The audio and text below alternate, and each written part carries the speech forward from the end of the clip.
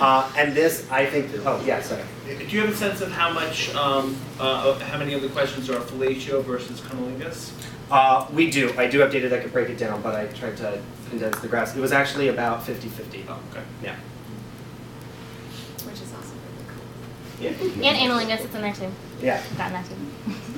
And so again, it's hard then for us to delineate what category does this text go into. If they're asking, you know, how can I be really good at analingus? Does that go in oral sex? Does that go in anal sex? Does that go in sex technique? And so it was kind of arbitrary on our part, but we did our best. So. Then this, I think, is the most powerful piece of data for me, which is what our peers were interested in learning about STDs and STIs.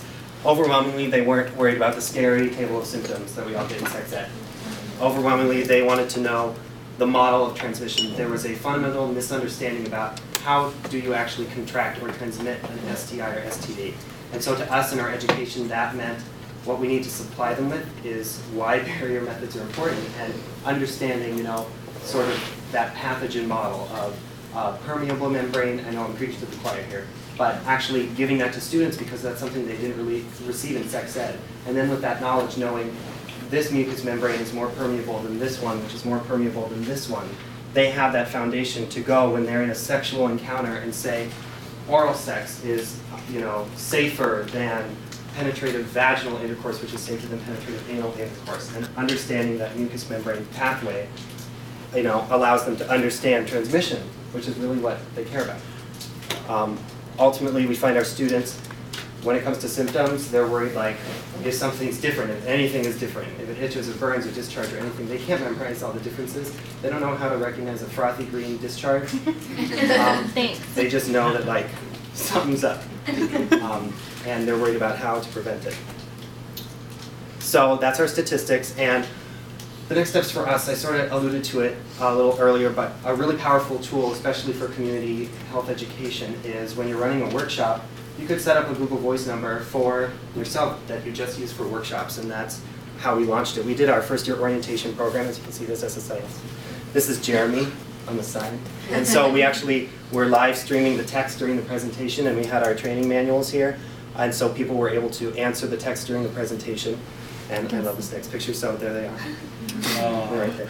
And so as I was sort of on stage, you know, with my pointer flailing around, they were live answering questions, and we had a little bell that if a question that I hadn't covered came up, they'd ring it, we'd stop the presentation, and we'd insert that information right there. And we were able to do that for free with Google Voice. I thought that was pretty cool. So for us, the impact it's had on what we do and how we operate.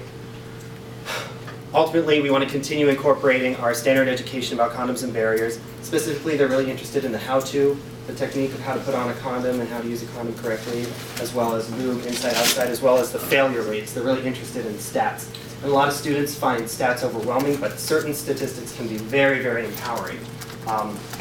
And so for us, the text showed us that we really want to keep hitting that. Also, emphasizing the mechanism of STI transmission. I said that earlier, but 54% of all the texts that had to do with STIs, they wanted to hear about that permeability. That's where the lack in understanding was. So we actually were able to gauge the deficits in our campus audience and then respond immediately. And ultimately, when it goes to pleasure, we need to continue blending pleasure and safety like we do, incorporating our safer sex technique that we educate on, but also more pleasurable sex. And so there's an evolving sexpert in SSIS because there's a huge body of information that you need to know to be able to refer in the area and to know the model of transmission, but also there's that technique side that students and your peers are really interested in advice and how to be good lovers, how to be good at sex, and really have good, pleasurable experiences, especially in college. And so we try to leverage that awakening when they get to college to sort of open up a sexual awakening and give them all these options of things they can try while also being safe along the way. And so that is SSIS at Sex Tech. Thanks very much, and we can take more questions.